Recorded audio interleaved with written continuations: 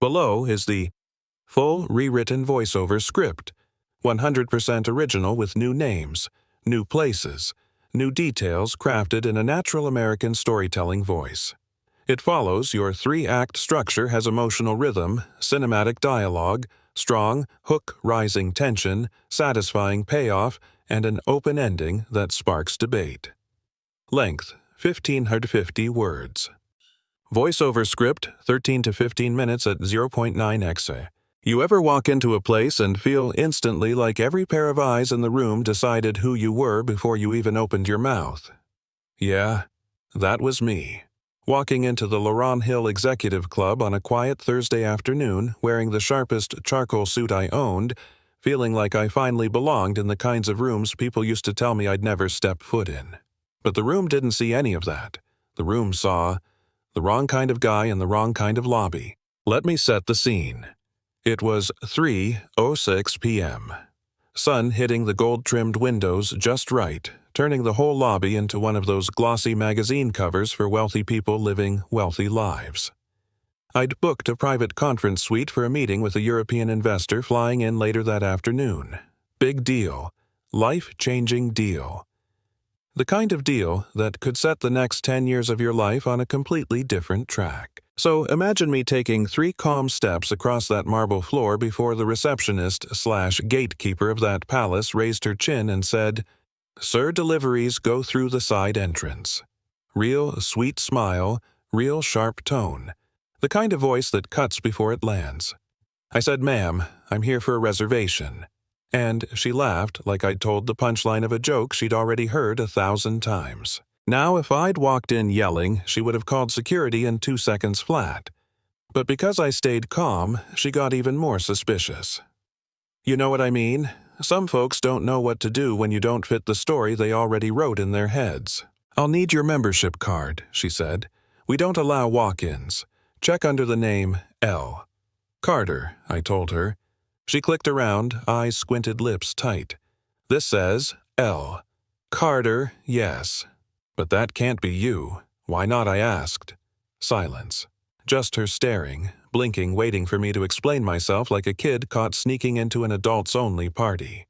While we stood there, a woman off to the side started recording. Of course she did. iPhone out, red recording light on like she was filming some drama she couldn't wait to post to her followers. "This should be interesting," she whispered into her mic, not even trying to hide it. I checked my watch. 20 minutes until my guest arrived. I didn't have time for this nonsense. But nonsense was exactly what the universe had in store. The receptionist, whose name tag said Mallory, leaned forward and said, "Sir, if you don't have proper credentials, I'll have to ask you to step outside while we verify things." I said, "Verify what?" "My name, my existence." Her fingers hovered under the desk right over a button I knew wasn't connected to customer service. 3 seconds later, a guard stepped out of the hallway like he'd been waiting his entire career for something to happen. Big guy. Buzz cut. Belt full of things that made him feel official. "Problem here?" he asked. Mallory folded her arms. "This gentleman is refusing to comply." I said, "Comply with what?" But neither of them answered. The woman recording whispered, "Oh, they're definitely calling the cops." And her viewer count already jumping. I tried again. "Look, just call the suite and confirm my reservation." "We're not calling anyone," Mallory snapped. "We have protocols." "Protocols, that magic word people use when they're really saying I don't trust you." 2 more guards appeared. Now I had a whole semicircle of suspicion around me like I was some kind of threat. I stayed still. Calm, because here's the truth: if I breathed wrong, they would become the victims in their story. The tension was thick enough you could have cut it with one of the tiny silver knives they set out for cheese in places like this. But then, just as things were about to get stupid, someone unexpected stepped out of the elevator. A man in a tan overcoat, silver hair, and the kind of confidence that only comes from 30 years of being treated like royalty. His name was Thomas Harrow, founding member of the club, and the type of guy everyone in that building knew by face name and probably blood type. He looked around and said, "Why are there 3 guards around 1 man in a suit?" Mallory started explaining, twisting the story like taffy. He can't prove his membership, he refuses to leave, and he's acting suspicious. Acting suspicious. My hands were literally in my pockets counting down minutes. Harrow turned to me and said, "Sir, do you have identification?" Finally, someone reasonable. I pulled out my driver's license. He checked it, nodded, handed it back.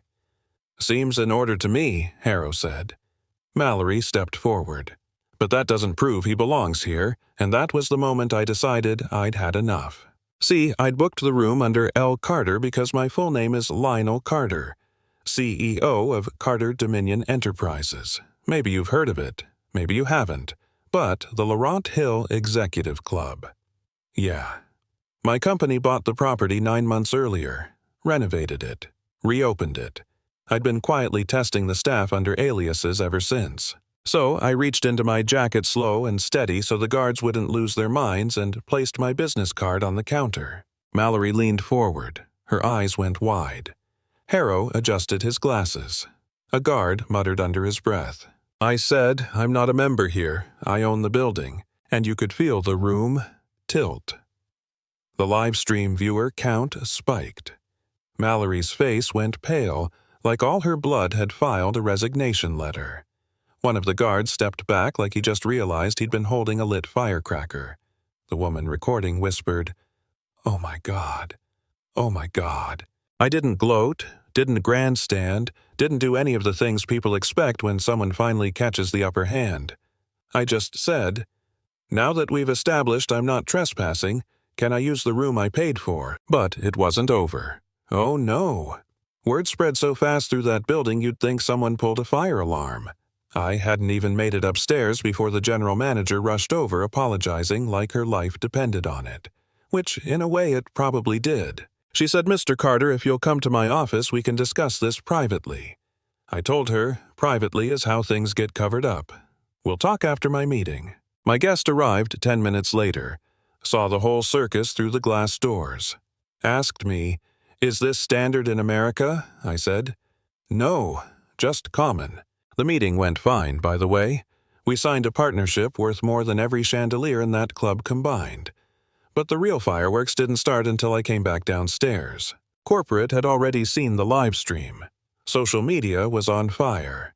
And the entire staff looked like they were waiting for Judgment Day. Mallory tried to walk up to me, words stumbling out of her like loose change. "Mr. Carter, I didn't know. That's the point," I said. "You didn't need to know who I was to treat me like a human being." I didn't raise my voice. I didn't have to. People listen harder when the truth lands softly. The general manager offered to fire half the staff on the spot. But I wasn't there to swing a hammer. I was there to fix the foundation. I told them all the same thing. This place will reflect the values we claim to stand for, or it won't stand at all. And yes, Mallory resigned. Some guards were reassigned. And the club. Let's just say the culture changed fast.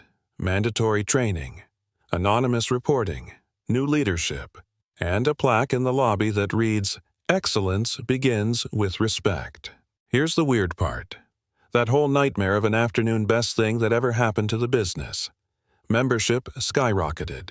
Investors applauded the transparency, and the live stream, millions of views. Comments everywhere. People arguing, debating, questioning. Some said I should have sued. Some said I should have yelled. Some said I should have walked out and never looked back. Maybe they're right. Maybe not. But I'll tell you what I do believe: sometimes the most powerful revenge isn't anger or humiliation. It's change. Change that lasts longer than the moment. Change that outlives the people who cause the pain. So now I'm curious. What would you have done? Walk out, call a lawyer, teach a lesson, or let it unfold exactly the way it did? Drop your thoughts below.